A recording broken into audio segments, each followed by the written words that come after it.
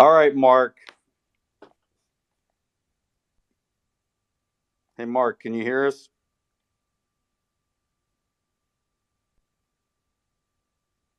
The mute button's in the bottom left if you're... How you guys doing? Oh, here we go, Steelers. You didn't know I was a Pittsburgher, Mark, did you? Yeah, I couldn't tell by your accent at all. Hey, so here's my beef, and I think you already know my beef. Before we go to your, I got to make a correction on broadcast.com because you couldn't be any more wrong. Well, that wasn't me speaking. I wasn't saying that. Okay. But so let me just give you first, it wasn't my first company.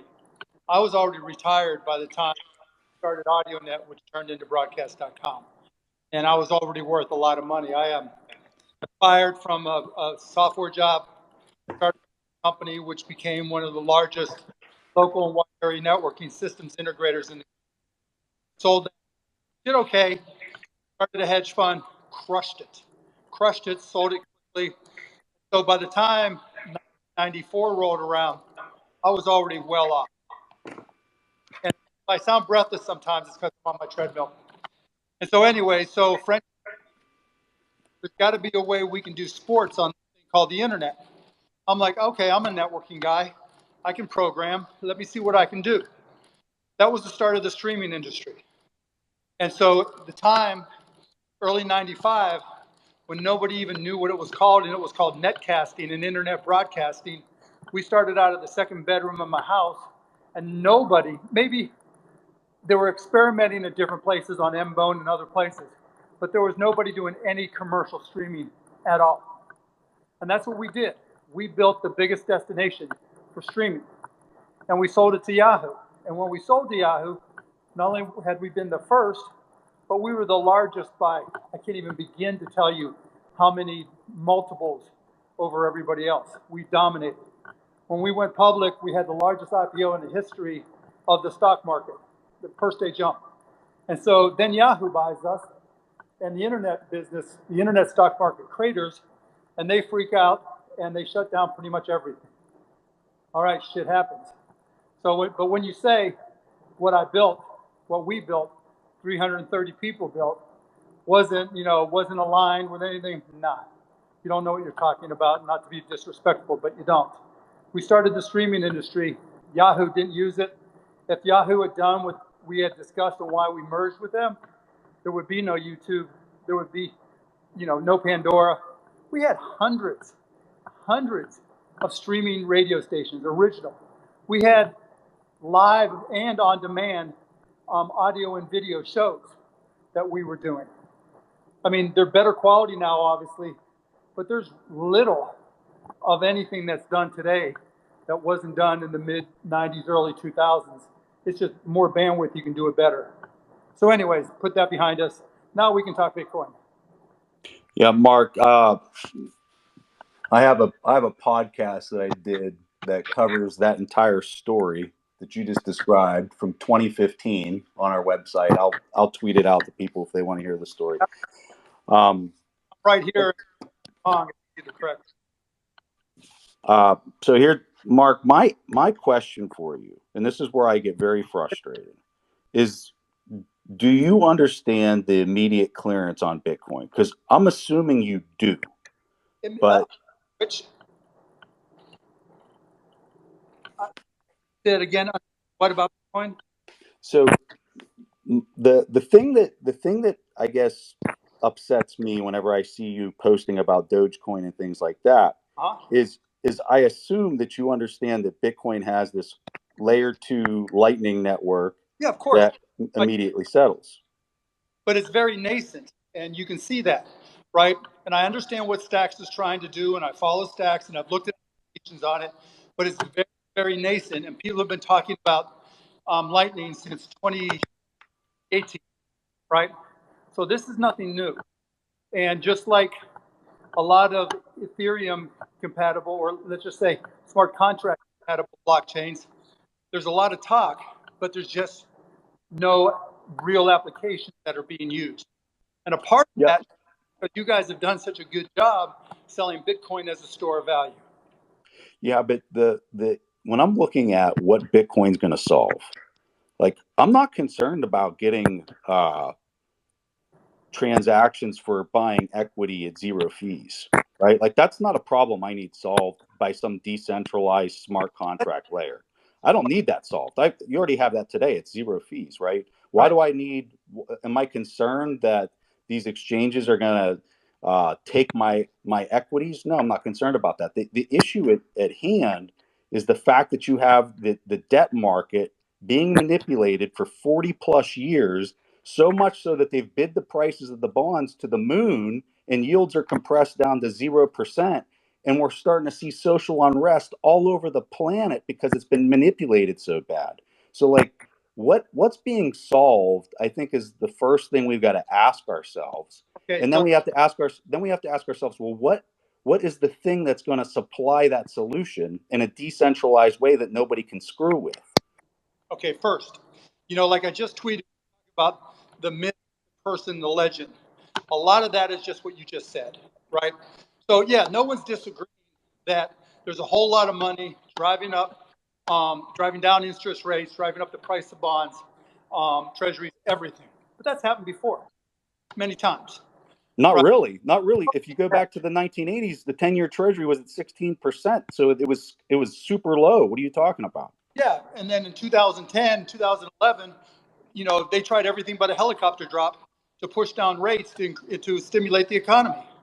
Yeah, and they've never stopped. Well, no, they reduced it some, and then we almost got to a break-even budget. How can you say they've reduced it when the 10-year treasury is at 1.5% right now, Mark? Now, you said that it hasn't happened before, and I'm telling you it has. And so, while yes, we can argue about quantitative easing, and yes, that's a giveaway for rich people and accelerates the pricing of assets, including Bitcoin, then the next question becomes, Bitcoin has no. So let's just look at another myth, gold. The exact same thing you just said is exactly what gold fanatics say. Prior to Bretton Woods, prior to 1973, we didn't have A, B, or C. And when we got off the gold standard, everything went to hell. And when everything goes to hell, you want gold. It's bullshit, but that's what everybody says. And that's the selling pitch for gold, right? Well, I don't own gold, and I think gold has issues because it always requires a trusted agent. That's why I don't think that it's a good store of value. Gold bars in your house? No, of course not. Of course you can. No, I thought you said, do I have gold bars No. in my house? And I said, no, of course I don't. All right. So, but the question is, can you? And the question I asked is, don't gold. But that's at it. But Mark, so listen. So what you're talking about is at an individual level. What I'm talking about is at a sovereign level. No. Gold has always failed and always will fail because it requires a trusted agent. No, you're wrong, right? Because first of all, it doesn't require a trusted agent. People can own physical gold at the consumer level. At a sovereign level, it always requires a trusted agent in order to stand up a currency on top of it. No, the United States of America and other countries own gold. Yep. They own bars and bars of gold, and it's not used as anything.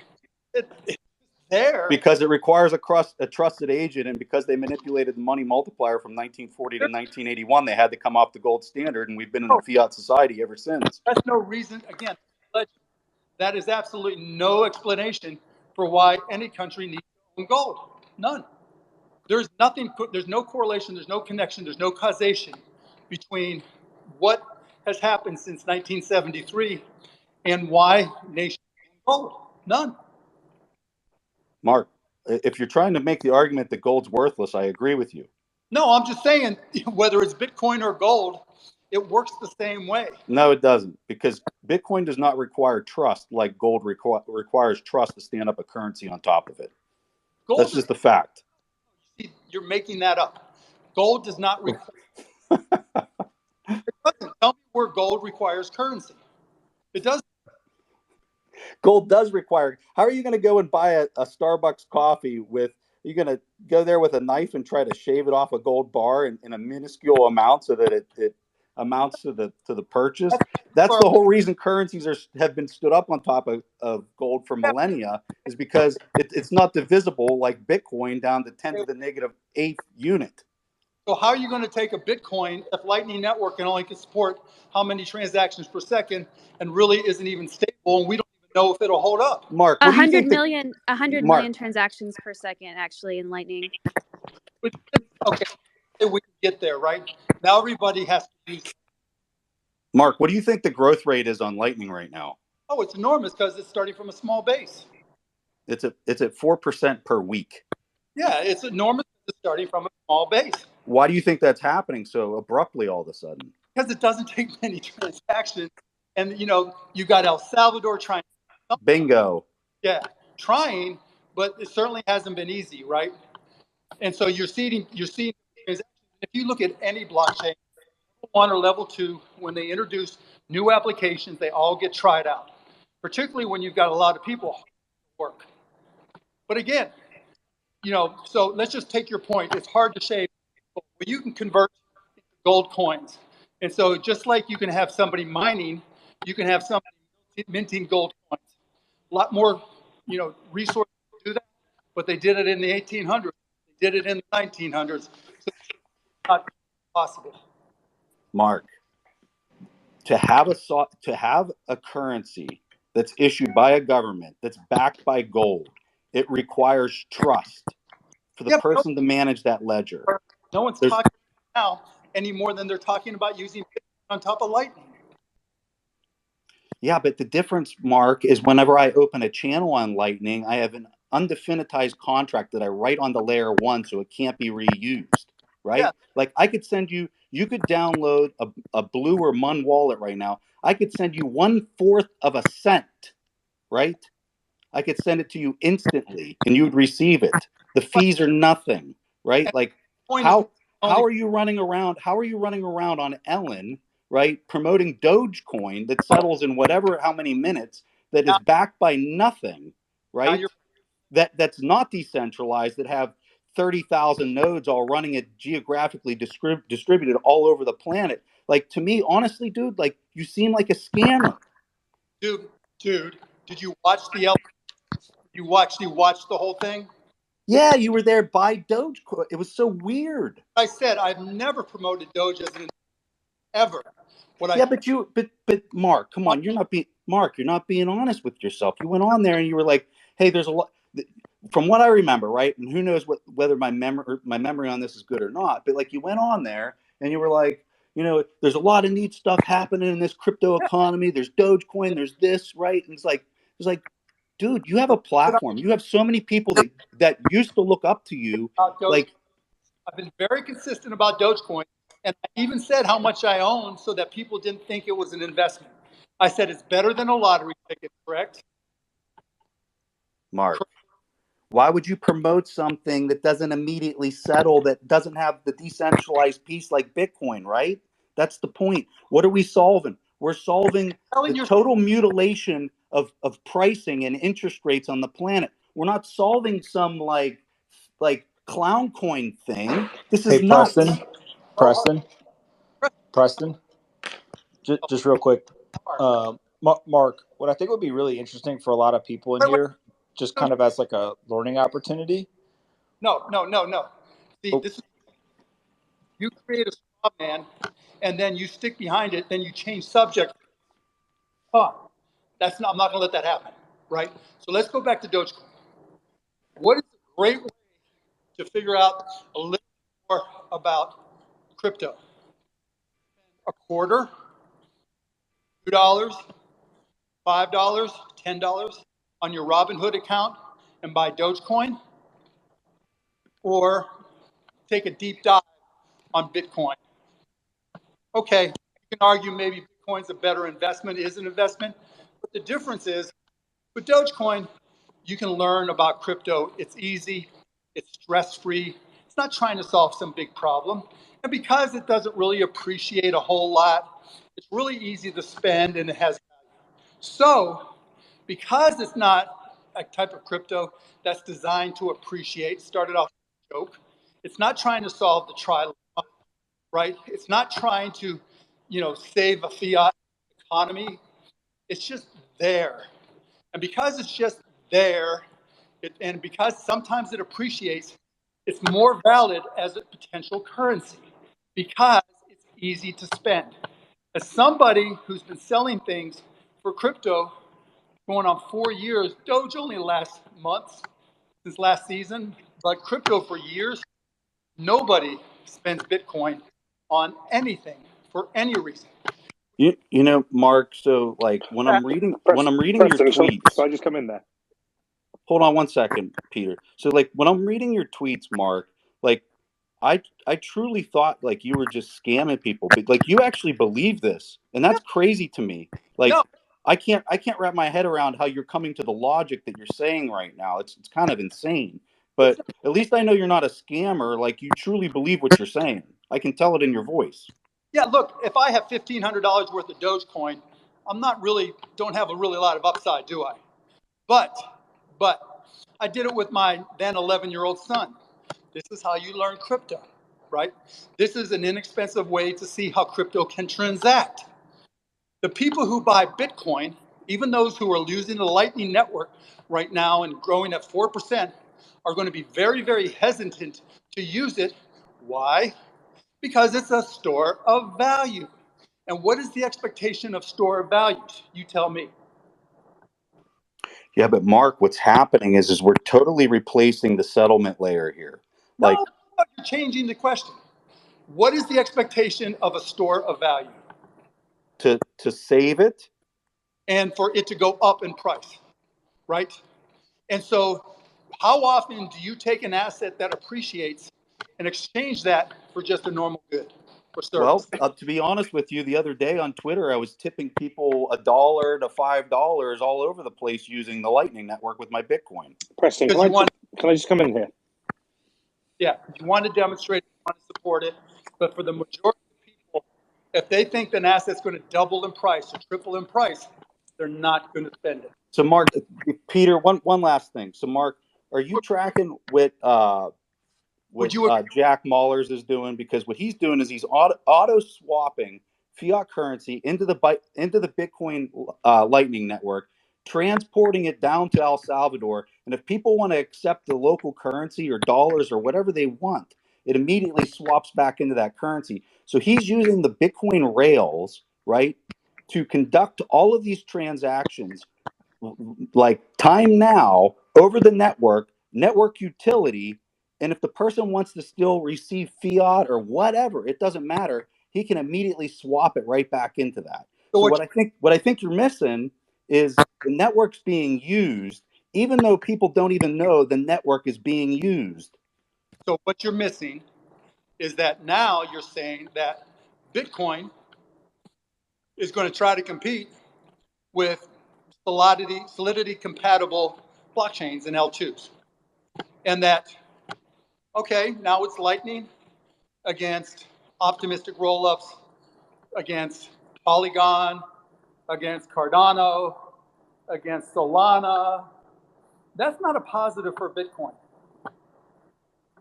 That's not a positive at all. I'm going to jump in here now. Hi, Mark. My name's Peter. How are you? Good, Peter. How are you? Good. So a couple of things I'd just like to cover with you. I think trying to class Bitcoin as binary medium of exchange or store of value does Bitcoin a disservice itself. It's actually both. So just as an example, a couple of examples for you. I do use it as a store of value, but I'm based in the UK. A lot of my sponsors are in the US, and I invoice them using Bitcoin because it's a lot easier.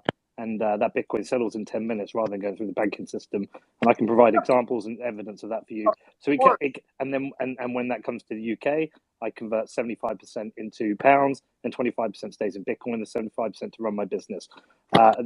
So just to try and say it's one or the other is as misleading. Also, just let me finish the point, and then just as somebody who's been to El Salvador a whole bunch of times, last time I was there when the Bitcoin law passed.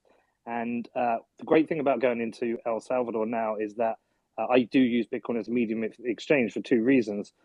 Firstly, if I want to use my debit card, a UK debit card, if I want to buy a cup of coffee or anything when I'm there, I always get charged a transaction fee, which is about £1, because that's the cost to move that amount of money from my UK account to whichever gets to that account. When I buy on the Lightning Network, it's instant, and it's the cost is a rounding error, and I'm happy to spend that kind of couple of pounds in Bitcoin. So I am using it as a medium exchange there, but also when I'm out there, I don't have to think about even getting dollars. So I just think to try and say it's one or the other is misleading, because Bitcoin is unique in that it can actually be both. Well, first of all, it's not unique in that. And when you compare it only to fiat, it's really, really easy. It's just like when competitive blockchains only compare themselves to Ethereum. It's really, really easy. Oh my God, compared to Ethereum, it's faster, more transactions per second. You're not in a vacuum. Mark, so do you know why people care what you think? Well, wait, no, let's go back. You're changing subject. Sorry, finish. Let's go back and have a discussion on this, right? Bitcoin is not alone in doing this, right? So there's a variety of ways. You can go to a Mavs game and you BitPay, you can use a credit card. There's different alternatives that if you want to use direct pay, you can have far lower transaction costs. It happens instantaneously, all that stuff. That's not unique to Bitcoin. It is to El Salvador. Well, it is an yeah, so I'm just giving you a perfect example. I'm giving you an actual example. That's great, but let's go to the Bahamas and look at Bitcoin Cash. It's been there for how long? But there's no need to compare it to Bitcoin Cash, because Bitcoin Cash has no network effect. Nobody cares about it. So I'm just telling you. You're hoping. So you're hoping that Bitcoin has a better network effect in El Salvador. You're hoping. No, it has that network effect because I used it. Every retail environment I went into after September the 7th accepted Bitcoin. I went to Starbucks, went to McDonald's, went everywhere, and they accepted it. And there's a lot of places that accept, AMC Theaters accepts Dogecoin. It doesn't make it a network effect. No, you've missed the point. Sorry, Mark. Sorry, you're missing the point here. What I'm saying is, what Bukele has done is he's bootstrapped a whole country so everyone accepts it. So it now works there. So I'm just telling you, when you say it's a store of value and not a medium of exchange, I'm telling you it's both. What I'm telling you is, as long as, so a lot of things can have multiple features. I'll go back to gold. It can be used for industry. It can be used for jewelry. It can be used for a lot of things. The question becomes, what is its primary utilization? Bitcoin, without question, primary is store of value.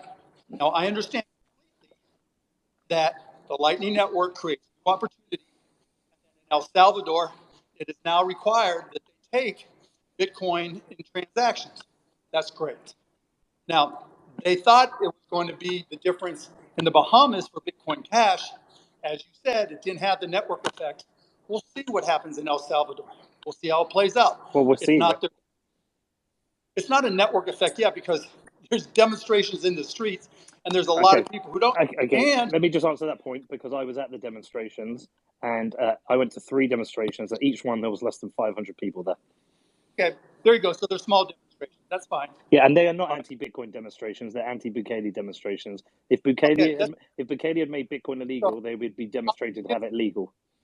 I'm going to give you that. It's amazing, just incredible in El Salvador for Bitcoin. Just more amazing than we ever possibly imagined. Yeah. Yes, I agree. Wonderful. But there's also a fundamental problem. What's that? You got to buy the Bitcoin still. Now, in mind, and because one of the Bitcoin problems is the only way really to organically earn Bitcoin is via mining it. No, that's not true. Otherwise, well, no, very few people. So it's got to start somewhere, right? Think of the progression. It's got to be mined first. Otherwise, it doesn't exist. Only 2 ways to acquire it, right? Or when it's first started. Somebody mines it, or somebody buys it, correct? No, incorrect. Okay. I just told you I get paid in Bitcoin. No, of course you can get paid, but the question is, where did the person paying you, where did that original Bitcoin come from? I don't understand why that matters. It matters because if most transactions, have to be sourced with a purchase of Bitcoin, that increases the cost. It increases the friction. Okay, carry on. Doesn't it? No, How's that different than anything else, though? it's anything. Oh, but I'm not saying it's different than a lot of other things, but if you're going to be unique, you have to be unique. You can't just dismiss it when the majority of transactions initiated are just like anything else. So, Mark, here's what's Mark, this is what's unique. If you want, my humble opinion on what's unique. The fact that it is so decentralized compared to anything else, right? so you're missing what you just said. Look at what happened with the miners in China, right? China banned it. Yep. 50% of the network went offline. Yep. It didn't miss a beat. Yep. And the reason China isn't trying to do more is because they can't. Because you got all these onion wrapped Tor nodes all over the entire planet that nobody can turn off. There's nothing they can do about it. Bitcoin is a great store of value. But let's go back to El Salvador. So in the beach community where it worked great. And it worked great because all the Bitcoin that was introduced there didn't have to be purchased or mined. It was just distributed. And so El Salvador has got a fundamental problem in that they can use their volcanoes, I think it was, to create energy to do mining, but there's nowhere near enough Bitcoin generated. So in order for them, the government, to fulfill transactions, they're going to have to buy it, correct? Yes. No, yes. that's not well, correct. kind of. So very quickly, Peter, just there's hundreds of Chivo wallet ATMs that are distributed across the United States. A large part of El Salvador's GDP is based on remittances, right? And you're able to reduce the cost of those remittances using the Lightning Network, using Strike, using these companies. So it's not just a store of value, it's being able to transact that value in leveraging the digital form. You're changing the subject, right? What is the problem you're trying to identify here, Mark? I don't understand it. I'm sorry. Can you explain again? The point is, it's not an organic Bitcoin economy if the majority of transactions in the country originate from purchased Bitcoin, because that introduces a lot of overhead and time. We know, we know that. We know that they are bootstrapping this. And what is that? I don't see. So it's not an organic Bitcoin economy. And why does that matter? Until enough can be mined. And because it's a store of value, the miners are retaining Bitcoin. They don't pay as many they don't pay as many of the people they work with in Bitcoin because they don't want to lose the upside. So they hoard it. And they hoard it for a lot of reasons. I'm not understanding what the problem is you're identifying here, though. The problem is if you're trying to have an economy that works on Lightning Network, where there's going to be millions of transactions that you think are going to be low cost, you're ignoring the cost of getting the Bitcoin into the system. The only way. But that is Mark. Organic. Mark, they're opening channels at a 4% rate. It's growing at a 4% rate per week. What are you talking about? Go through the critical path from the mining of Bitcoin to a transaction. That's what I did.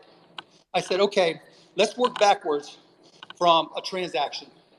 I want to buy a coffee and a coffee shop with Bitcoin in El Salvador. Okay. The first question is, how did I get my Bitcoin? Maybe somebody paid me for my wages. Then how did that payor, how did they get their Bitcoin? So let's walk through that. Okay. So let's say you have the Strike app, which people down there have. And let's say they got paid in dollars. Okay. No. You're changing the game again. You're changing the game. I'm not going to change the game. I'm going to walk you right through it. Okay. No. So the person gets paid in. I'm saying, okay, so go ahead. I'll let you finish. Go ahead. Got paid in dollars. So the person gets paid in dollars, and let's say they go somewhere and they say, "Hey, I want to pay my my invoice." I go to McDonald's and I create a Lightning Bitcoin invoice, and I want to pay it. And on my Strike app, I only have dollars. Okay, I can click Bitcoin. I can click convert. I can then scan the Lightning invoice and then pay it instantly. Right? No friction whatsoever. Zero fees. But that's not unique to Bitcoin. Starting with dollars, converting to crypto, paying a transaction with no transaction fees is not unique. Now, the problem take steps further back. But Now, Mark, it destroys your whole thing about the friction of getting it in there and no, whatever point you were making before, Mark, which I'm not even following what the point is. It confirms it because that dollar had to come from somewhere, and that dollar is dependent on the system that you think is broken. And so the majority of your transactions originate from a system you think is broken and has the cost associated with all of it, including inflation. Yeah, it's a broken system because we're changing the monetary paradigm. It's the first monetary paradigm change in 400 years. And yeah, it's an emergent store of value. You're changing the topic is what you're doing. No, I'm not. No, I'm not. Like, that's what you brought up, and I'm addressing the topic, right? The fact is we are still on a USD standard. That was your point. I'm addressing that point directly, and I'm saying during an emergent store of value phase and during the conversion of a monetary paradigm to a new monetary paradigm, these are the things that are going to happen. Yeah, and where we disagree is that because everybody watching or listening on this thing, most of them want their Bitcoin to go up. They're going to be okay. I'm going to disagree with you on this point, Mark. Whilst yes, of course, a lot of people do want their Bitcoin to go up. There's a lot of people I work with, or we work with in the Bitcoin space, who actually just want to see opportunity for people to have a chance to hold an asset that will appreciate in value and not get debased. I'm an investor. And they want to have access to the banking systems. We're not all just merciless money grabbers. Oh no, I think. But he is. Look, I'm an investor in Axie Infinity and play to earn. Now, they'll make the argument that there are hundreds of thousands of people in the Philippines who are earning money every single day by playing this game and play to earn. And that if it takes off enough, then not just Axie, but what is it, SPS or SPL? I forget. Something Love Potion, SLPs, right? Is going to be the de facto currency if it goes according to plan for them. The point is, there's challenges everywhere because it doesn't, unless the currency is created organically and there's no friction associated with it. There's no friction from swapping back and forth anymore. But this is a really important point. Talking about organic generation of the currency, Bitcoin had a divine conception of no one caring about it for 18 months before there was ever a market price. All of these other currencies are coming in now saying, hey, get on my cap table. You get in at really low pre-seed vesting prices, and then we get to launch it onto the market, and retail gets to buy it at 100x fold. That's the difference here. If you're talking about organic growth here, like Bitcoin came from nothing. Yeah, I'm talking about today. And look, the guy who went down and provided the Bitcoin to the beach area, more power to him. What he did was great. It was a great test of UBI. It was a great test. Look, let me give you the answer that solves what I think is your problem. If El Salvador, the small country it is able to mine enough Bitcoin and becomes dominant in it because their cost of energy from their volcanoes is next to nothing, if not zero, approaching zero. And they can mine and they invent a new ASIC that just destroys everybody else. They truly can have a utopian economy built around Bitcoin. Mark, I don't think anyone's looking for a utopian economy based around Bitcoin. They're looking for optionality. You can't be talking about fiat and quantitative easing and the price of bonds and then say, okay, we want to keep having fiat as the foundation for most of our transactions. We don't. We don't. But Mark, this is how I would tell you the equivalent of what you're describing, right? They have to keep printing. They have to keep interest rates low, right? These central bankers have no choice. They have to keep them. If interest rates would go up 200 basis points, the value of all equity on the entire planet would explode right now, right? So like they have to keep printing. They're going to try to push rates negative, and you know what? It's just going to keep bidding the price of this fixed number of units on Bitcoin. They're going to bridge the gap. They're going to keep the oil in the engine that's leaking, right? As we transition into this new system where there's a new clearance layer. Let me ask you a question. Do you think low interest rates is helping escalate the price of Bitcoin and other cryptocurrencies? Of course it is. Thank you. Okay, we agree on that. And so let me ask another question. How many different economic schools do you think there are? That broke up. How many what?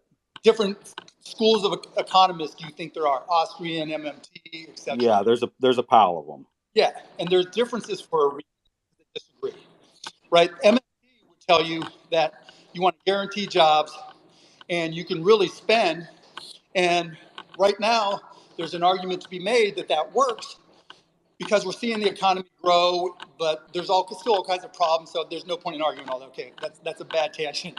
But there's still, I'm not against MMT yet because I think we undervalue intellectual property in this country. I think we undervalue crypto impact in this country. And as a result, we will be the ongoing reserve currency as long as we have that technological dominance, and we will be able to absorb a lot more debt because there's a lot more IP than we're valuing in GDP. I think that this charade is going to continue until trust is completely eroded in the fiat-based system where quantitative easing is just totally oversaturated. I mean, look at Ray Dalio, one of the smartest people on the planet when it comes to these types of issues. Right? Ray and I email on this shit, and I give him edits on his notes. So, yeah. I like and respect Ray. Hey, So, Preston. Yeah. Hey, Preston, real quick. Mark, there's a ton of people in here that obviously are all pro Bitcoin, bullish on Bitcoin. I think that what's kind of getting lost in the conversation is I think you see Bitcoin, and correct me if I'm wrong, as a global store of value or one of the assets that is vying for that position. Is that fair? Store of value on the planet. That's why I own it. Okay. So help us understand, you get to kind of guide Bitcoin to go from that store of value that we all agree on to a currency that's used on a global basis or has, a kind of full global adoption. What do you think has to occur? We've done a lot of kind of back and forth in terms of things that we maybe disagree on. What do you think those steps are that would get us to a place that would actually have you say, yep, that checks the box, that's a medium of exchange on a global basis? We have to have another 2017, and you have to have inflation. And the reason for that is just that it pushes more people to adopt it, and you get from having a small minority of the global population holding it to now you've got either close to a majority or a majority. It's not as good a store of value, and so it's not. People don't feel shitty when they spend it and it goes up $100 more, and they just realize they left $100 on the table. Okay, so and this is something that I think most people in the Bitcoin community fully admit we don't yet know, but there's theories around this, is if Bitcoin continues to be adopted on a global basis and we go from estimates of, let's call it 100 to 150 million people around the world in crypto, many in Bitcoin, but unclear exactly what that breakdown is. But let's say 100, 150 million globally. If we started to get into 2, 3, 4 billion people actually holding the asset, the thought process is that the US dollar exchange price volatility would drastically subside. And at that point, if that US dollar exchange value price subsided from a volatility standpoint, more people started to use it. You think that's a viable path to get us from just a store of value to what would be a medium of exchange as well? Yeah, and if the Mavs make every single shot they take, we'll be undefeated. That would be a good plan. Yeah. The problem with that perspective is you've got a lot of other cryptocurrencies, and I don't even like to call them currencies, crypto platforms. Let's just call them networks, platforms, that are competing with you, that have their own value and differentiation, that are more consumer friendly and more transaction likely. Here we go. Here's where I'm going to come in. Okay, so firstly, they're not really competing, Mark. I know you think they are, but let me ask you something about this. Wait. Take a step back to what you said. I've invested in hundreds of businesses. I've started tens of businesses, and pretty much all of but maybe one or two have worked that I've started. All right? And the one thing an entrepreneur has to learn not to do is lie to themselves and think they're infallible. Because every single business I've ever seen where the people who are leading the charge think it's infallible have failed. And so if you think you're infallible, it ain't going to work. Because I didn't say that. I just said they're not competing. Yeah, well, yeah.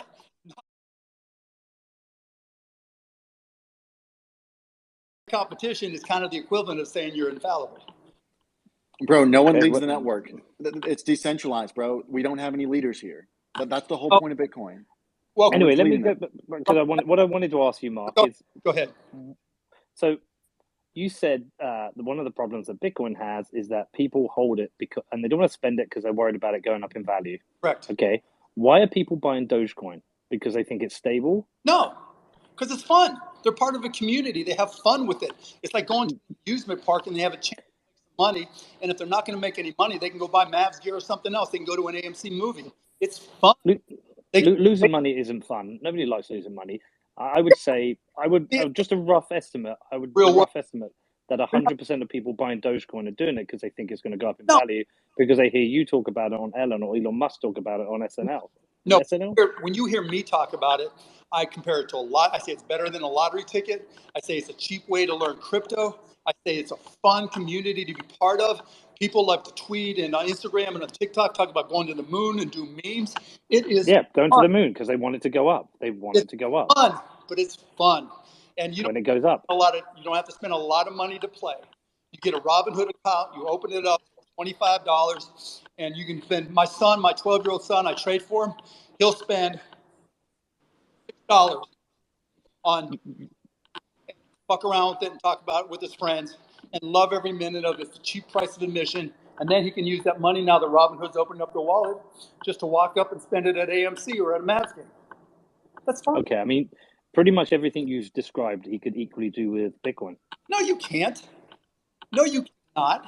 You can't. You can buy $25 worth and you can have fun with it. Actually, you can do something a whole lot better. You can buy a Raspberry Pi and teach him how to put it together, and then load $100 worth of Bitcoin into, and he can open a channel. Yeah, he's already mining Ethereum, so he's set there.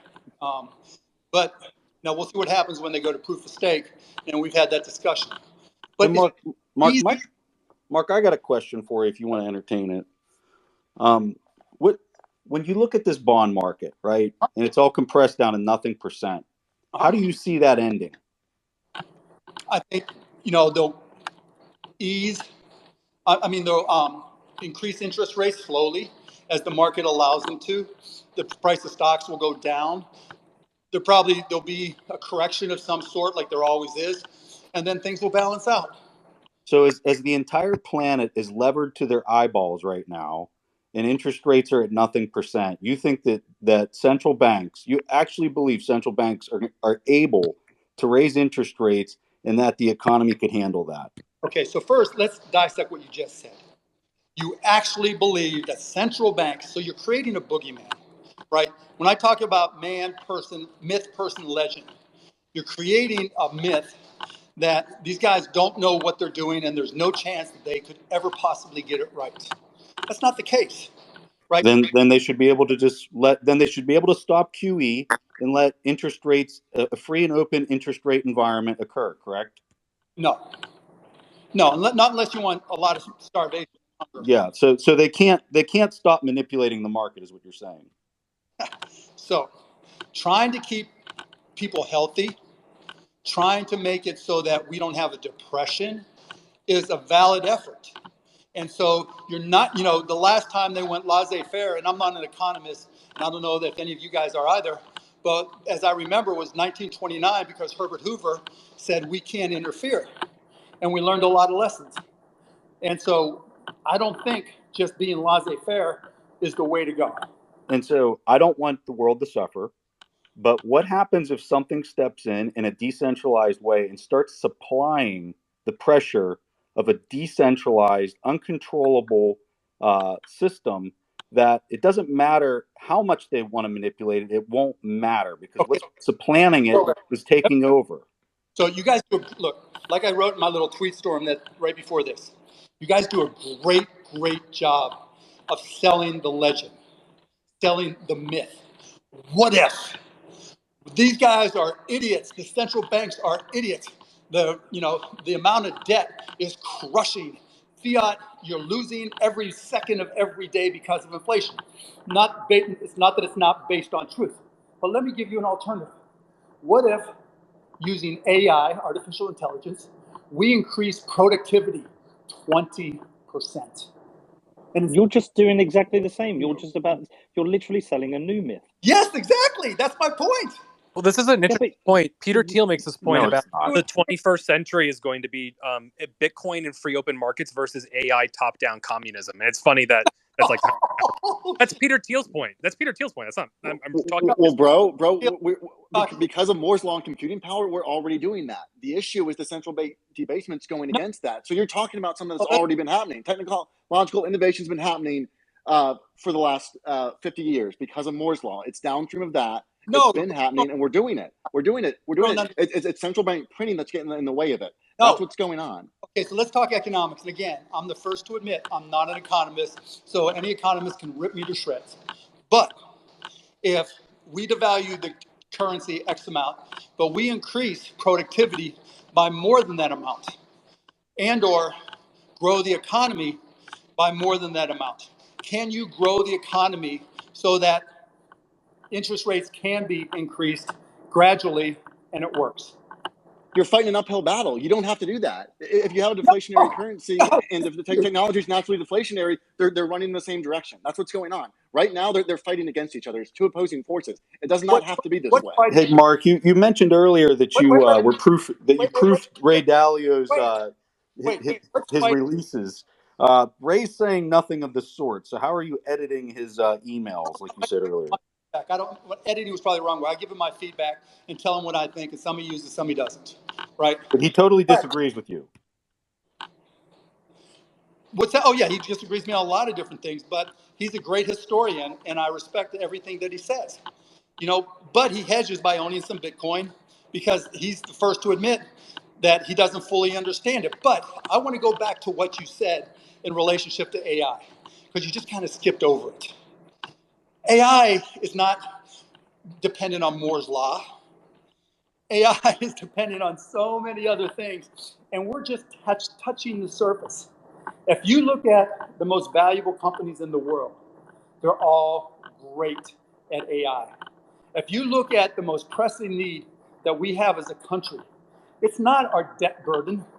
It's how do we compete globally, and the foundation for that competition is AI. Now, there's no correlation or causation between AI and Bitcoin at all. And if I had my druthers between AI, and there are some risks, increasing our productivity or just doing things to increase our productivity 5, 10, 15%, I'll take that over Bitcoin taking over our economy every single time. And you guys dismiss it as being no chance, just like I dismiss No, it's not binary. That's not what I'm saying, or that's not what no one is saying up here. It's not binary. These forces can work in the same direction, or they can work in opposite directions. Right now, they're working in opposite directions because of central bank debasement. Yes, they are. Mark, you're wrong. They are working in opposite directions. Dude, how are they not working in opposite directions? Right? You just said. Here's what you said. You said that if productivity can outcrease printing, it does good. But it doesn't have to be that way. You're right. That's a true statement. But it doesn't have to be that way. They can work and go in the same direction, and that's what a sound monetary standard does. It's not an either or. So put a timeline on when you think Bitcoin can be integrated to the point that it is a replacement for the central bank.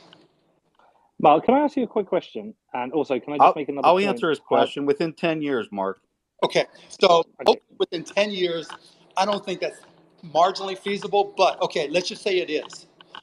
What do you think is going to happen with AI? And if we increase that productivity enough to overcome all the spending, do you think people will just say, well, we don't need Bitcoin yet? Okay, so this is where I want to ask some questions, but before I do that, I just want to make a point.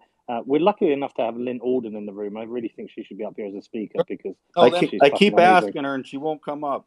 Oh, LYN, come on. Anyway, Mark. I invited LYN, Peter. I invited her to let's try and get her up. So, Mark, just on that point then, can you just explain to me so I can understand, how does AI increase productivity by 20x? Can you just give me an example? And where does that money go, and how does that get distributed to the people who need it? Well, it depends where you use it. It can be used in government so that government can be more effective in government as a service. We're starting to see some of that in the military. It hasn't really spilled over, but over the next 10 years, that's our time frame. If you look at supply chain, it's now starting to be integrated. I have companies that are integrated into supply chain so that we can optimize supply chain. Look at what Apple does with it. why do you Look think? how well that's working right now. Well, it's because it's being introduced now because of all the problems that are being created with the supply chain. That's how people are responding to the problem. I think you're actually selling a bigger myth here, because you say we're selling a myth, but we're not I really. totally We're just agree, telling us Peter. we're telling a story about something that is actually working, which is provable. We can prove it's actually working on a micro and a macro scale. You're selling a myth whereby you think we'll get a 20x increase in No, productivity because of AI. I think that's a much larger myth, and it's quite no, disingenuous. I use that as a hypothetical, right? I didn't say we will get a 20x, but I can tell you that if you talk to anybody who's literate in AI, they'll think they can do more. I just think you're So, just throwing out the buzzword AI, and we're just totally avoiding the real conversation, which Oh, is central me? banks. I'll tell you, Mark, go get your Mark. AI expert and bring up your AI expert. I'm not going to be an expert, but I fucking took all the time it took to be able to create neural networks and So you know what, Mark? Some of us have also taken the TensorFlow course on Google and set up deep neural nets and played around with it. Like I get it, right? I see it. It's a talking point, right? But at the end of the day, central banks cannot stop QE. That's the point. Lynn's up here. Lynn, tell us your opinion. Can central banks stop doing QE, or are they in a do loop that they have to keep taking rates low, or else everything implodes? I think they can stop for a period of time. They can do another cycle probably, but they'll be kind of put back into the same track they've been on for the past decade. So like 5-10 years, Lynn, can they stop doing what they're doing? No, structurally, I don't think they're going to be able to do that for quite a while. They're going to have to leave, at least real rates are going to be negative for, I think, a pretty persistent period of time. Okay, I'm not going to argue with that. See, the point is, Mark, is that you've been very successful and you're a gazillionaire, and it doesn't really affect you the way it affects a lot of other people. And as somebody who's worked alongside many of the great people in this spaces, we understand how Bitcoin has actually given people optionality, people who don't really have much, and a chance to actually save, and if they're patient, to increase the value of what they have. But whatever level of inflation, you're still going to be able to fly a private jet and buy players for your team, and it doesn't really affect you. There's no, you're not compelled to really care about this, and I think that's why you can have a bit of fun with Dogecoin. And if people get wrecked and lose all their money, it doesn't really affect you. But we're seeing work on the ground that's being done globally on a macro scale and also on a micro scale in different communities where Bitcoin is literally changing people's lives. And the thing is, it's a real shame because you have a platform, you have a big audience. And if you actually did the work like the people in this room have done it, you would understand what this could do for people. Yet you seem to be more interested in promoting what are essentially scams and complete shitcoins. It's quite sad, really, mate. Okay, let me ask you a question. Wait, who was I talking to? Is that Peter? Yeah, it's me, mate. Okay. Go to markcuban.com and look at all the companies I'm invested in, and look at all the entrepreneurs that I work with, and all the employees that I have that I work with. And then read a little bit about my history. And if you think this is all about, well, I'm rich, I can't relate, fuck you. Right? I've been sleeping on the floor. I've been so fucking broke, I had holes in my floor. Right? I don't need to go back there to understand and remind myself. And I work with people that are trouble, you name it. Right? I don't need to defend myself because I make a point to help people. That's why I'm on Shark Tank. Not because I'm trying to make more money, because I'm trying to encourage people to go out and start their own businesses. And you do what maxis do, Peter, by deflecting. Well, you can't understand this. You can't do this or that. You're fucking like Elizabeth Warren. I mean, that's just really disingenuous. Hey, Mark, I'll give you this. I agree with what Peter said, but at the same time, I can agree with your comeback, right? And you know what? You being in this room right now, just battling out with us, says so much about you that I appreciate, right? So, like, kudos to you to step in here and battle with us on a Saturday night so that 10,000 people can listen in on this, right? But at the same time, I agree with what Peter's saying. I don't think you've done the hard work to understand this, and I think that you got a lot of stuff going on, right, man? Like you got a lot of stuff. I got it. But I think you need to dig into this way more than what you've done. Just my personal opinion. Okay, so you gave me typical maxi dismissal, right? Coins. They're all shit coins. Everything, you're wrong. And that could be the undermining of Bitcoin as much as anything. But you know what? There are others that are good. And for a lot of applications, they're a whole lot better. And while everything that you've told me about the future of Bitcoin is reliant on net lightning, it's growing 4%. I can walk in anywhere in El Salvador. It's not alone. They're way ahead of you, right? There's other networks, other applications, other platforms way ahead of you. And now they're also coming up with other applications. Put aside the collectibles market and people I know buying rocks and crypto punks and all that, trying to make money. That's great. More power to them, right? There's more. I like them. But at the same time, that's just a proof of concept. All the NFT smart contract stuff on all the platforms, that's just proof of concept for all the other applications. Mark, do you you called us you called a couple of us maxis now. Let me just. Do you understand? No, I just want to say, because do you understand the difference between Bitcoin and all these other networks? Because it's like going to like, if I asked you about which car to buy and then you presented me a bicycle. No, they're fundamentally different, because I know they all exist, but Bitcoin and crypto are very different. Do you understand the difference between Bitcoin and crypto? Because it's a real fundamental point. Because if you don't, this conversation is kind of Preston, pointless. Here, and Peter, you're very, very clear about the decentralization and the nodes and what happened in China being exemplary and how that decentralization is protecting. I understand it very well. What I also understand is why and how consumers buy. Also understand how businesses try to improve their productivity. And remember the story I told about the early days of the internet with starting streaming, when everybody would just laugh. Why the fuck would I, do something with the internet? Why would I do anything with the internet when I can just turn on the TV? Everybody laughed. When I started the first all high definition television, everybody laughed. No one's going to buy these 25, et cetera, et cetera, et cetera. So I'm used to going against the grain. And let me just tell you, people will follow the path of least resistance for the application they want to use. They listen. Mark, Myth. I've got something good to put to you then, Mark. Do you think? Just give me this one, Rob, and then I'll hand over, because I know I'm dominating. Mark, do you think within the next 5 years that any other cryptocurrency will become legal tender in a country? It's possible. Do you want to make a bet on it? I bet you 100 grand right now that it doesn't happen within 5 years. Oh, no, because I think if it works at all for El Salvador, then another small country will adopt it. Why wouldn't they? So you do understand the fundamental difference. Comparing crypto to Bitcoin is comparing cars to bicycles. They're completely different things. I don't understand. Yeah, but guys, hold on 1 second. I think this whole entire conversation is kind of getting off track here a little bit. And look, I've talked to Mark about this, not a lot, but enough where I think I kind of understand his thought process. And obviously, most people up here I respect to spend a lot of time with you guys. My big takeaway from this entire conversation is there's way more agreement than there is disagreement.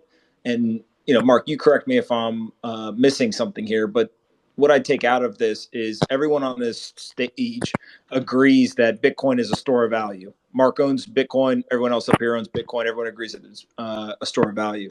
We also all agree that there is a potential path to Bitcoin becoming a global medium of exchange. I think the major difference is Mark assigns very, very small probability to that occurring. Most people up here assign a much higher probability to that. And then the last big point is everyone up here from the Bitcoin community is talking about Bitcoin as a monetary asset, right? A store of value, eventually a medium of exchange. Mark is bringing up the point that other pieces of technology that are competing for technology applications, et cetera. And I think most people in the Bitcoin community would say, yeah, they're very different, right? Ethereum or Solana or any of these other things are trying to solve a completely different problem. And Mark, if I remember correctly, at the beginning of the conversation, you said, look, Bitcoin has no competition from a store of value standpoint, but it's just these other platforms that are, quote unquote, further ahead in terms of serving various applications. Is that kind of a fair summary of where everyone is? What you left out was that store of value, being good at store of value, acts as a boat anchor for everything else, because people want to use it for that. It also opens up the door for other applications to do what Bitcoin expects to do, because again, I'll use Axie Infinity. And look, there's lots of things right and lots of things wrong about what they're doing in the Philippines as an example, right? But the people in Philippines aren't clamoring for Bitcoin. They're clamoring for SLP, right? Because, and they're clamoring to get sponsors to play Axie Infinity, because that's the organic currency that they can earn. And that currency, well, isn't necessarily a currency, but it can be distributed organically because they actually create it themselves. So the point being, you're going to be competing with a lot of other platforms for a lot of different applications. Now let's take it one step further. Let's just say, all the things that have happened with fintech get disintermediated by DeFi. All the things that we've seen with smart contracts, with NFTs, get applied to any number of other applications, so that there are 2 or 3 competing other platforms that people are using and buying those tokens for because they need to use those applications. So Mark, this is a really interesting point, because I think that most people don't make the analogy, but I would go as far as to say what Axie Infinity is doing is analogous to, let's say, Uber early on paying drivers and riders and kind of subsidizing growth. At some point, if that subsidy goes away, is your belief that the audience or the user base will kind of move on to the next thing? Or is the thought process that these applications will attempt, similar to Web 2 technologies or platforms, to build enough of a network effect to stay and hold people without having to continue to have that subsidy? Depends how big the gets. So the game for Axie Infinity is if they get a big enough community that people, by advertising, they sell intellectual property outside the community, so that external money comes in, and then that external money is enough to support the gameplay and the subsidies can leave, they win. That's the bet. That is Got it. And so I guess the big question is, if you think of the Bitcoin network, mining obviously is a subsidy to some degree to get people to come onto the network from a mining standpoint. Really what El Salvador is doing is, with the state-backed fund, they're creating a subsidy as well to get Bitcoin into people's hands. Your point, I think, is just, hey, how much do they actually need via either mining it or buying it in the market to seed into their economy in order to actually get the network effect, where then the government can kind of take their foot off the gas pedal and the people then now use Bitcoin in the economy without that subsidy? almost. Because the problem is, if you get the network effect, there isn't enough Bitcoin that can be mined within El Salvador. So the perfect scenario in my mind, in my opinion, It's infinitely divisible, though. no, that's not the issue. Of course, it's infinitely divisible. All cryptocurrencies are at least 18 decimals divisible. So that's not the issue, right? The issue is, if they grow the perfect event, that's what I was talking about. The perfect scenario is they can mine enough, the government can mine enough Bitcoin to pay all their bills organically in Bitcoin without ever having to purchase dollars or any other currency to use that to buy Bitcoin. That's the ultimate, because at that point in time, the whole economy is run and managed by Bitcoin, because so much of the employment is government based. Then the people that they mine the Bitcoin, they pay their employees in Bitcoin. Those people buy their coffee in Bitcoin. You don't need to be dealing with all the exchange fees. You don't need to be dealing with the currency translation fees. And you probably need to transfer from Bitcoin to some other USD or some other fiat. Or So, if Just a circular economy at that point. yeah, it's self-fulfilling economy. But if they can't, and but Mark, the demand is there. Just the thing to keep in mind, though, is that since Bitcoin works with proof of work, you need to have energy, and not all countries have large energy silos that they're able to trade. So they need to be able to trade other goods and services for that Bitcoin. And just because they're not able to generate, if they're energy poor as a country, doesn't invalidate the thesis, since it's not a full circular economy if they're not mining on site. They can trade goods and services for energy that's being produced in Texas, right? No, you can have miners in Texas generate the Bitcoin, and you trade the goods and services to bring that Bitcoin into that economy. That's fine, but it's going to be priced on dollars. But let's just say, for the sake of example, they can buy some percentage of their goods, and they can buy some percentage of they can barter for some percentage of their Bitcoin in El Salvador using goods and services, right? I forget what their number one resource is, but let's just say they only sell that for Bitcoin, and that increases the amount of Bitcoin that they have available to them organically. the more the demand for Bitcoin, if that demand for Bitcoin outstrips the availability, the organic availability of Bitcoin, then you have effectively a QE set of circumstances where they have to go out there and figure out a way to buy a currency, most likely USD, in order to buy more Bitcoin to satisfy the demand. And if they have to buy more Bitcoin to satisfy the demand, what happens to the price of Bitcoin? And if the people who are holding Bitcoin keep on holding it, given that there's a finite supply with no inflation, there you could get to a point where everybody just arbs the shit out of El Salvador by saying nobody sell, right? Which you hear a lot in Bitcoin, anyways, and the price the price inflation accelerates more dramatically than they can afford, and they have to go away from Bitcoin. And then all citizens that are holding Bitcoin in their account or have chosen to denominate their savings in Bitcoin are upset. No, but the rest of the world is happy, but all the people who couldn't afford, because you talk about me not being able to relate to people who can't afford to save anything.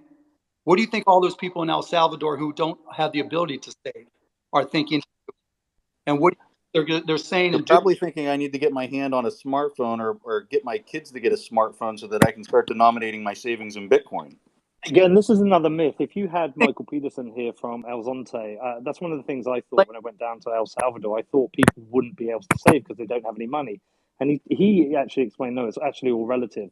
Whereas we might be sitting there thinking, oh, I'm not going to buy that TV because I want to buy Bitcoin and save. People in El Salvador, down in Zonte, what they're doing, they might not be buying a can of Coke or a beer and they're saving. But people in El Zonte who are, it's a third world country. Some of the poorest people are starting to save. There is that one guy, I can't remember his name, he was just gradually saving bits and bits of Bitcoin over time, and he eventually got his teeth done, and he's buying a cow. And it sounds funny, but it's the truth. Is that the reason they don't save is they had no incentive to save because their money wasn't appreciating in value, and they didn't have the technology to save because they didn't have bank accounts. So even the poorest people now in El Salvador are starting to save. So sorry, that's just another myth. Okay, first of all, anecdotal stories are amazing. You can't take. No, it's true. People are now saving there. You speak to Michael Peterson. I believe you. 100% believe you, but you have to look at it on a macro basis. And people outside El Salvador will benefit more. So let me change it as a question. Are there going to be more Bitcoin holders outside of El Salvador or inside of El Salvador? Of course, outside of El Salvador, because there's 6 million people there and there's 8 billion on the planet. They're the ones that are going to be playing the ARB game saying, okay, now we're looking at the payments that the El Salvador government has to make. We see that they're bartering from Texas, right, to get Bitcoin to pay some of it, but they're going to have to buy, because I get this all the time and you guys hear it all the time. So-and-so is going to buy X hundreds of millions of dollars of Bitcoin for their treasury. So let's buy now because the price is going to go up. So-and-so, there's going to be an ETF. So let's buy now because tomorrow this ETF goes gold, hopefully, and more people are going to buy. When you all of a sudden find out El Salvador has $100 million in bills they have to buy Bitcoin for, what do you think is going to happen and who's going to benefit? So, Mark, what is your thought process? A couple of years ago, I think it was Pierre Rochard wrote a piece talking about like a speculative attack on Bitcoin. You could look at something maybe like a Michael Saylor has done, where he's basically borrowing money at incredibly low interest rates that depreciates, rather rapidly, converts it into Bitcoin. So he's trading, kind of bad money for good money, if you were to ask him about it. And a nation state obviously has the ability to print money. El Salvador doesn't because they're dollarized. But if there was another nation state that got in this situation and they just said, rather than go to the market and buy Bitcoin with the dollars on our balance sheet, we're literally just going to print, 500 billion, $1 trillion of our bad money and convert it into Bitcoin in one big purchase. Is that a viable path for a nation state, or is that going to be kind of front run as well? I think it's a viable path, and I think they do it differently. They'd go and buy as much hash rates as they possibly can and threaten what they couldn't buy. So China made a mistake by kicking them out. They should have kept them in and kept control of them like they did with all the other technology. Agreed. So if China gets enough hash rate so they can get to 51% and say, live or die, there goes your family, what happens to Bitcoin if they get to 51%? Yeah. Well, now they're down, sub 5% on a global basis. The US is the leader with 35% of hash rate as of right now. I guess, and I just want to bring it full circle because this all started with the thread Avik wrote in the National Affairs article just saying, hey, America should embrace Bitcoin. What's your take on what should America do? Is it just allow the free market and kind of private participants to, play it out? Should the US actually do something here? Yeah, with Bitcoin, they don't have to do anything. They just let it be. It's just a store of value like gold. And look, one of the great lies of gold is that it's physical ownership. Nobody, other than people who own coins, nobody owns physical gold, right? It's just a digital transaction on a ledger somewhere. And then it trades in the futures market and people settle. No one physically owns it. It's actually not, from that perspective, it's not all that different. Maybe not Bitcoin 100% analogy because of the inflation rate difference, but the fact that there is no inflation in Bitcoin. But the reality is, there isn't gold being delivered very often except for industrial and jewelry applications.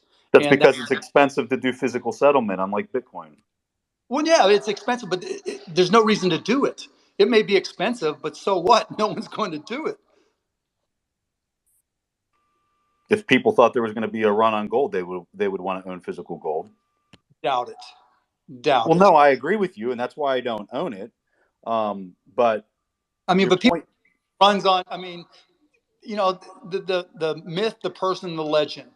It's all around gold, just like a lot of the stuff you guys are talking about now on Bitcoin.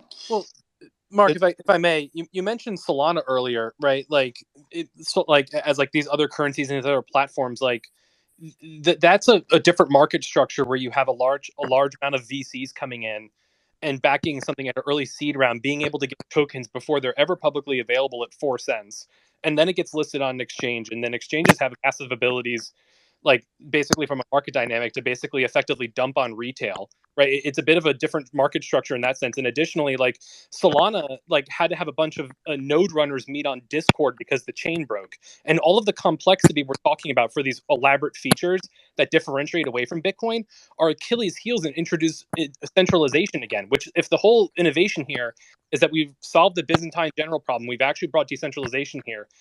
The idea that you have to have this elite class of people who have privileged access to the network who actually truly set the rules.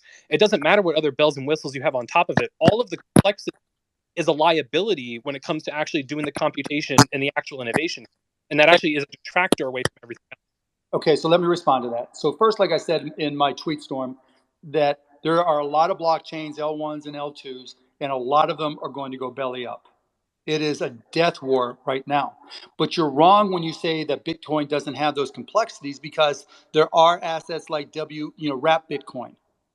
And those assets are being held simultaneously and traded and fall right within those same ecosystems. But they have custodians. They're centralized. That's the exact trade-off. That you lose the decentralization, and with the trade-off of becoming centralized and a custodian holding that WBTC on your behalf, you can do all the crazy things you want, but you just reinvented modern banking all over again. There's a custodian. Yeah, no question about it, right? I agree with you there. But again, look, Solana is a bad example because for a lot of reasons. We don't need to litigate Solana, right? But there are good ones, right? There are ones that are working well. And that, again, I'll keep on repeating this. Right now, what's happening, I'll go from the consumer perspective. And a friend of mine, a good friend of mine that I respect a lot, and I used to go back and forth in this all the time. You have to look at it from the consumer perspective. Consumers are going to find applications that they really like and that are easy to use, right? And where those applications are hosted, they're going to be the winners if they're able to sustain themselves. And it doesn't matter what we think about Bitcoin. It doesn't matter about the decentralization. I don't want to get everybody all hyped. So I just made a bunch of people's blood boil by saying it doesn't matter about the decentralization. It sure did. Yeah. Take a step away from that, right? So what I'm saying is, the consumers don't pay attention to the intricacies. I was listening to something and they were talking about, don't sell the recipe, sell the brownie, right? The consumers buy the brownies, and they focus on the brownies that work for them. They don't think about the recipe at all.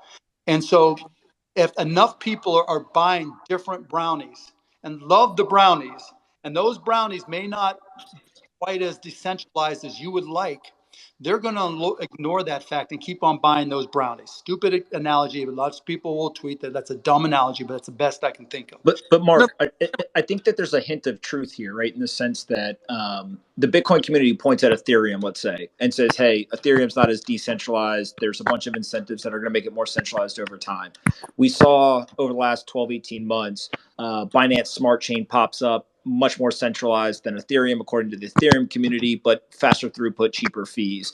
Some developers, not all, but some developers moved over, and you could argue that they didn't care about decentralization because they just wanted faster throughput, cheaper fees. You then see Solana, yada, yada, right? So there's a whole bunch of these examples where this happens. I think the place where the Bitcoin community kind of draws the line in the sand is there are very specific applications where decentralization really matters, and Bitcoin is the most decentralized and the one most likely to get more decentralized over time. I think what you're saying is actually something different, which is the end user and also the developers in all of the other use cases where decentralization is not the most important thing, like with Bitcoin. Everyone just wants the best user experience, the cheapest fees, the highest throughput, etc. Right? Now, they just want the application that they want, right? That's it. Yeah, they want it to work. They want it to work essentially. Yeah, and they're willing to accept a certain level of risk that Bitcoiners may not be willing to accept because it might get a lower price. It might, okay. Again, blood pressure goes up, lower price. Okay, I heard you already. But there'll be an application that's sold in a manner that they want to consume it, and that gets them to commit to what they're doing. And so if enough, there's a race going on. The whole foundation of the non-store value applications that everybody's mentioned is built on Lightning, correct? Lightning is the base for everything. So it's Lightning. It's discrete log contracts, which are doing contracts for difference on the Bitcoin base chain right now, being able to actually have distributed futures markets with being able to create your own oracles on base chain, right? And as opposed to having it, so it's a little bit nuanced in that, but I'll let you keep on going. Like, so more than one, right? So there's more than one application platform, right? But you're competing between those couple, Lightning and the others, with thousands. And there's so much money going into those thousands that it's being subsidized, right? Just because the money's flowing into it doesn't mean that the capital is being allocated in a meaningful and smart way. So you're right. Like when I look at the amount of liquidity that's being pumped into this system and the malinvestment that's there and the zombie companies that exist on the planet right now, it's almost making your eyes bleed, right? But So the flip side of that is, you said it doesn't mean that they're going to be successful. You're right. But it also doesn't mean they're not going to be successful. no, and I agree with that. I agree with that. There might be. But my concern, Mark, is the order of events that are going to play out here, right? My opinion, which I suspect is very different than your opinion, is that the store of value is going to drive a wedge into the fixed income market and expose this quantitative easing that can't be turned off, that's now even being transmuted into UBI plus quantitative easing. And it's going to drive a wedge into that, and it's going to get to this point where people are saying, you know what? I'm not going to sign up for this bond contract that guarantees the loss of my nominal principal because it yields a negative rate, right? I think that we're at a breaking point with how far everything's been stretched in the fixed income space. And when you look at the size of that market, this is a $300 trillion market cap for fixed income around the world. 18 to 20 trillion of that being negative yielding debt already today, right? When we look at the market size of Bitcoin, it's a pittance. So now if you're sitting on a bond desk, right, and you got this massive amount of buying power, that has to go somewhere, and it has to go somewhere that you actually trust, right? Are you going to go to some protocol that's sort of somewhat decentralized, or are you going to go to something that hasn't changed a lick in a decade that has a 21 million fix, right? So the order of events is, I think, the part that you and I have a major disagreement on things progressing. On the other side of all this, right? Well, maybe some of this other stuff does pop out of it. Maybe there is a reason to have these decentralized contracts that now I don't go to Robinhood anymore, where I'm already getting free trades, and I go somewhere else, right? Maybe there's a desire for that, and there's a 10x advantage to move in that direction. But the 10x advantage I see today is the fixed income market is beyond repair. Okay, so Preston, let me respond to that. What percentage of Yin's guys understand what nominal interest rates are? Does it matter? Yes. Why? For the same reason that people just keep on putting money into their savings accounts. Yeah, but Mark, look what's happening right now. We got a 10-year Treasury at 1.5%, and we got 6 months of CPI. Preston, We got 6 Preston, months of CPI prints at 5.5%, right? So now people are being incentivized to not even pay down their house. They're incentivized to take out a 100-year loan because they'll make a 300 basis point return by just having the loan itself. And Preston, yeah, but Preston, I think Mark's point is that we're operating in that world, assuming that there's financial education. Or you get remember, 45% of Americans don't even own an investment. I don't think this thing called Bitcoin cares whether anybody understands it or not. Yeah, no, I think Preston. So let me reframe. One of the ways to think about this is who own, like, you know, the market volume is driven by larger players, and I think it was Preston maybe who was making this point earlier. If you think about the like risk reward ratio and the like classic capital markets line, all these asset allocators are being forced out of cash and bonds to take on more risk in equities, and they've all these endowment funds and things have gone into like private equity and venture capital, not because that's a good place. It's because they need to do things like make that trade-off between illiquidity and in order to generate those returns. There's all kinds of analysis that comes out week after week by these research people that says, hey, you know what? In the 1980s, you could make 7.5%, which is like the return amount that all these endowments have just by investing in various debt instruments. And today, you need a mix of like all kinds of different equities and things like that. So institutional investors, which control the vast majority of capital, are having these conversations. High net worth individuals, which control a ton of capital, are having these conversations. There's some crazy ratio of like 10% of Americans own like 80% of the stocks.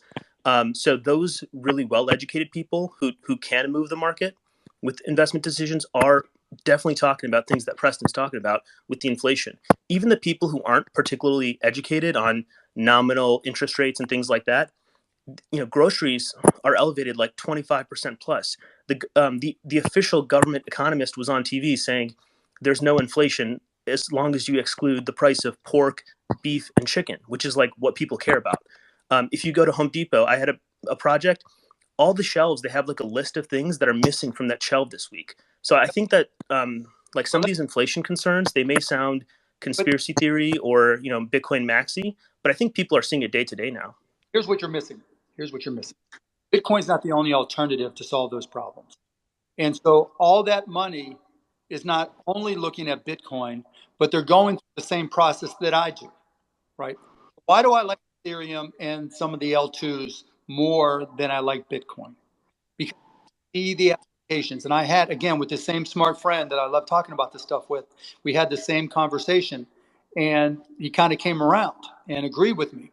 And what we discussed was, when you have a lot of applications that require a certain token in order to use those applications, that drives demand for the token. That's Ethereum. These, like concept, this application, decentralized financial applications, decentralized insurance claim approval. There's so many different. Mark, so I think the point that you're making is fair. There are decentralized types of financial infrastructure that could be built. Part of the whole take that I just didn't hear anyone bring it up, so I'm going to bring it up. Wait. The idea. Oh, sorry, go ahead. Let me finish my point. What happens is when consumers and businesses are using these smart contract-driven applications on other networks, Ethereum, Polygon, Optimistic, whatever it may be, they have to buy the tokens in order to use those applications. Consumers will have to do the same thing in order to use those applications. And that is going to create intrinsic demand for those tokens. The people who are making these decisions on trying to find alternatives to treasuries and trying to get more effective yield are going to see those trends. Well, if you go to markcuban.com and start to look at my investments, you'll see that I'm investing where there are applications, right? Because I think that those applications are going to drive a whole lot more utilization than what you're hoping Lightning does.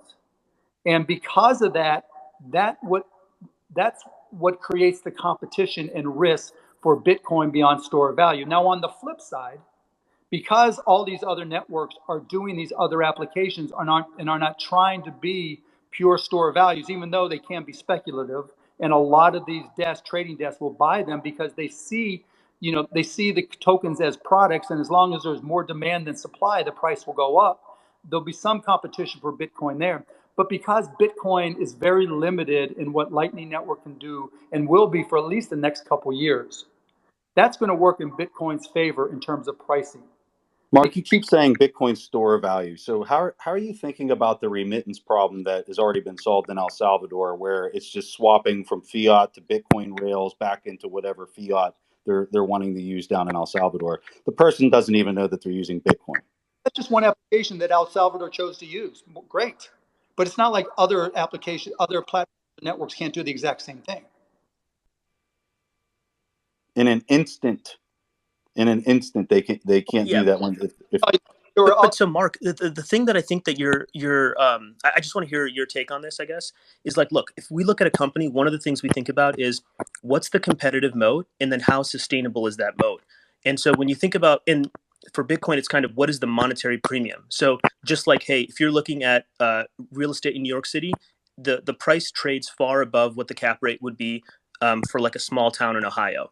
So why can Manhattan real estate collect all this monetary premium that the small town in Ohio can't? Part of it is network effects. Part of it is, people know the supply is constrained. It's like kind of an island. And there's all these things that I think there's a similar analogy to be made with Bitcoin, where with Bitcoin, it's not going to change. With something like Ethereum, even the older Ethereum developers have just quit, or they've changed tack. All of a sudden, they've changed multiple times. They failed to deliver as a management team. There's all these things where they're failing, and then Bitcoin already works now as it is. So it's kind of like, this thing already works, so it makes sense. You're selling yourself. You're selling yourself, right? You're selling yourself. Consumers don't care. People in New York just want some place to live. And if they can get a place where the value goes up and it's a store of value, great. So while you're arguing about the recipe and how much butter should go into the brownie recipe, people are just tasting the brownies to see which ones they like best. Yeah, and so you brought up the video games, and so like that just crystallized it for me. Okay, maybe I am selling myself. I'm definitely deep down the rabbit hole, so totally fair. But think about the total addressable market difference. That's the point that I was trying to make. Something like a Bitcoin is like global money. It can take the monetary premium from Manhattan real estate. Something like Axie Infinity, it's like EVE Online money. Or what is the market cap of the world? You sound like Charles Harkin. You sound like the Cardano guys, right? Well, we're in Africa doing school stuff for children in Nigeria, right? There is no platform that doesn't have a story. Polygon talks about what they're doing in India, right, and in the United States. There's no platform that doesn't have an analogous story that you just brought up. Now, the difference is the finite, and there's even others I'm saying that serious asset allocators are going to look at Bitcoin for fundamental reasons. I'm not talking about helping orphans. So I'm not trying to I agree. Look, as a store of value, and serious asset allocators are looking at it as a store of value. They don't give a shit about how much it's being used in El Salvador.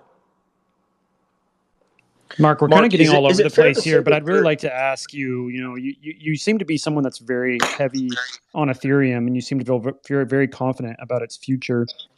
Doesn't it worry you at all that going from proof of work to proof of stake, have you taken a deep analysis of why it's become so difficult for the Ethereum Foundation to find an exit plan here? Because they've pushed the difficulty bomb past multiple times now, and they haven't been able to find a solution to move from proof of work to proof of stake. I mean, as an investor, aren't you worried that this is kind of like showing that they're unable to get it done and unable to make the transition? Not really, because they implemented 1559, and there's L2s ready to pick up the slack. And now the fees are exploding. Okay, so, but Mark, ultimately they're trying to go to proof of stake, and they know that they need to go to proof of stake, but they've been unable to do that so far because they know that. Yeah, but we can let's go back to 2017.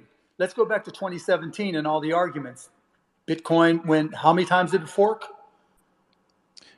This is talking about a fundamental base layer change. You're talking about changing making a very large change to the protocol, which will actually destroy the original chain. So when they drop that was the same argument on No, we're block just talking about Ethereum right now. We're just talking No, about Ethereum. I get it. But the point is, Bitcoin overcame it. And no, sure, Bitcoin has never gone through this kind of a change before, though. This is a pretty dramatic change. You're talking This about is very dramatic. rebuilding the plane. We're talking about doing a beacon chain with 64 other blockchains that are going to, port itself into it. Like, this is like having an open heart surgery on the protocol. And you know what? If they have to roll back and they can't, great.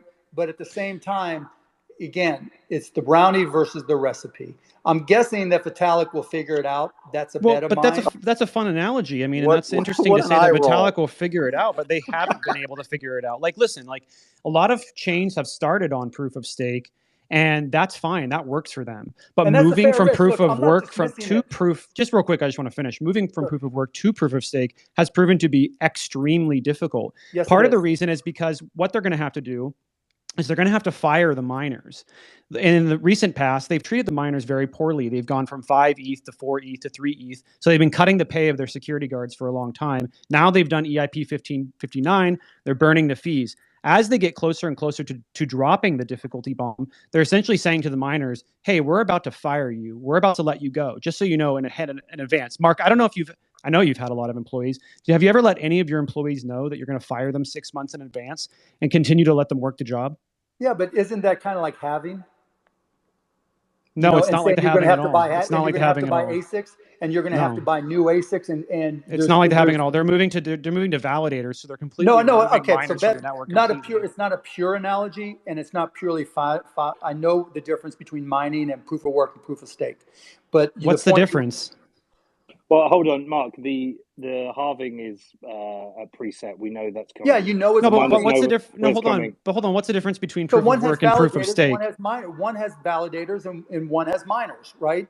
And so that's the difference. And you can put up money and become a validator, et cetera, et cetera. But the bigger point is that it's not just about mining, right? And it's not just about halving is coming. There's an ASIC war. And there's a war to keep on pushing the envelope in terms of the instruction set that is required to solve the problem. And that's not cheap. But this is really getting away from ultimately the transitionary period. Like, look, to get from proof of work to proof of stake, they'll have to difficulty bomb the entire proof of chain network. I'm not arguing that it's a risk. I agree with you that it's a risk. You asked me if I understand that it's a risk. I agree with you that it's a risk. I think, so if they can't solve that, then maybe I'm 100% wrong. Okay, I've been wrong before. But if they can solve it, I'm 100% right. Well, I hope they, have an opportunity to solve it, because a lot of people's money is going to be seriously at stake if they're unable to solve the transition. But we're talking about the same type of risk proposition with Lightning. No. Lightning has been around for how long? Totally wrong, Mark. How long has Lightning been around? Since 2017. Been in production for. And so how long has it taken for really to be put into production? No, it's been in production for 4 years. Right, but okay, so to really be put to use, because it hasn't been getting 4% week-to-week growth. I can send you whatever you want right now. Proof of stake isn't even a reality yet. I mean, you're talking about comparing something like Lightning Network, which has been in use and has been used by nation states. You got a country that's using it as legal tender on the Lightning Network today. Right, today, 4 years later. But at the same time, right, let's say Ethereum just screws the pooch. Okay, as I said earlier, not all of these networks are going to survive. There'll be someone else to take its place. I'll have lost my investment. Shit happens. Yeah, hey guys, that was one of the things I was going to ask. Guys, real quick, I got to leave, but Mark, I just want to say thank you for coming up here. I know that. Yeah, I got to go too, guys. This has been an one adventure. versus many. I'll see you guys later. Hey, Mark, I appreciate you coming up. Mark. And yeah, no, it was fun. Hey, how many people are on this thing? 15,000. Let's do it again. So me versus 15,000, that's always fun. Getting a lot of messages, Mark, that you held your own. Honestly, pretty impressed by your ability to come in here and speak amongst the Vipers. Yeah, Preston, thank you so much for trying to do this, this room together. It was fun. Absolutely. You Mark, guys, hey Preston, you guys got to do this again sometime down on the south side. Thanks for coming on, Mark. My only gripe is stop talking about Dogecoin. Yeah, it's a great introduction to cryptocurrency. I'll keep on talking about it. No, never hear me talk about it as an investment. Tell people to go start a full node. Yeah, right. Hey, Mark, yeah, because that's easy. Mark, thank you for the back and forth. Enjoy it. It is. Thank you. My 8-year-old son put mine together. All right. Well, my 11-year-old did Ethereum, so we're good. All right, guys, take care. Hey, see Thank ya. you. Take care. Bye. See you, Mark. Appreciate it, man.